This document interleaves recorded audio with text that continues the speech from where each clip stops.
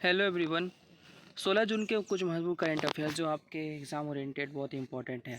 भारत और फ्रांस में रणनीतिक साझेदारी। भारत और फ्रांस ने प्रौद्योगिकी, नवाचार और व्यापार और शिक्षा समेत कई विभिन्न 13 क्षेत्रों पर समझौता किया है, जो इसमें 2030 तक ट्रस्टेड एआई और छात्र का आदान प्रदान पर विशेष ध्यान दिया जाएगा। श्रम सांख्यिकी समिति।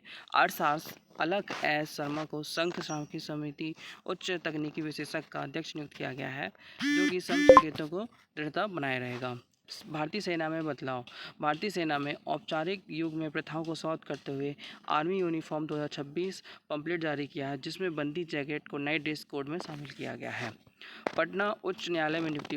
पटना उच्च न्यायालय में 7 नए न्यायाधीशों ने शपथ ली और मुख्य न्यायाधीश मीनाक्षी मदन राय ने अपने पद पर शपथ दिलाई।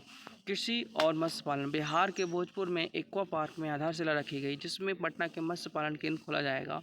बिहार अब अंतर्देशीय मछली उत्पादन में चौथे स्थान पर है। WPI थोक मूल्य सूचकांक में भारतीय मंत्रालय ने IMF सिफारिश के अनुसार WPI आधारित वर्ष 2022-23 कर दिया है और टोकरी 1957 वस्तुओं को शामिल किया गया है। 16 जून को कुछ अंतर्राष्ट्रीय परिवार प्रवेश, इंटरनेशनल डे ऑफ फैमिली रिमेंटेशंस को विश्व समुद्री कछुआ दिवस, वर्ल्ड सी टर्टाइल डे मनाया जाता है। कुछ महत्वपूर्ण MCQ जो आपके एग्जाम ओरिएंटेड इम्पोर्टेंट है। भारत और फ्रांस के बीच 13 समझौतों में घोषणा की गई है, जिसमें क्या क्या शामिल किया गया? प्रौद्योगिकी, नवाचार, व्यापार और शिक्षा। श्रम सांख्यिकी पर बनी उच्च समिति के अध्यक्ष कौन है? अखल एस शर्मा। भारतीय सेना के नए यूनिफॉर्म कोड में किस जैकेट को शामिल किया गया है? बंदी जैकेट को शामिल किया गया है। 16 जून को कौन सा अंतर्राष्ट्रीय दिवस मनाया जाता है? 16 जून को अंतर्राष्ट्रीय परिवार पोषक दिवस मनाया जाता है। पटना उच्च न्यायालय के मुख्य न्यायाधीश कौन है, जिन्होंने नए न्यायाधीश की शपथ दिलाई है? मीनाक्षी मदन राय।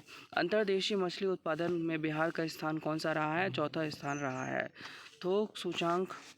थोक मूल्य सूचकांक में नया आधार वर्ष किसे घोषित किया गया? 2022-23 को घोषित किया गया है। विश्व समुद्री कछुआ दिवस कब मनाया जाता है? 16 जून को विश्व सी टर्टाइल डे मनाया जाता है। भारत और फ्रांस में रोड मैप 2030 का मुख्य ध्यान क्या है? ट्रस्टेड एआई और छात्र का आदान प्रदान कर। NCC के राज्य निदेशालयों की कुल संख्या कितनी हो गई है? 19 हो गई है। भारत में सालाना कितने प्रवासी खाड़ी देशों की ओर जाते हैं? 1.35 मिलियन। भोजपुर में किस परियोजना की आधारशिला रखी गई है? इसमें रखी गई एक्वा पार्क की। WPI की नई टोकरी में कितनी वस्तुओं शामिल किया गया है? 957 वस्तुओं को शामिल किया गया है। भारतीय सेना ने किस दस्तावेज के माध्यम से औपचारिक प्रथाओं को समाप्त करने का निर्णय लिया है? इसमें आर्मी यूनिफॉर्म 2026। अंतर्राष्ट्रीय परिवार पोषक दिवस कब मनाया जाता है?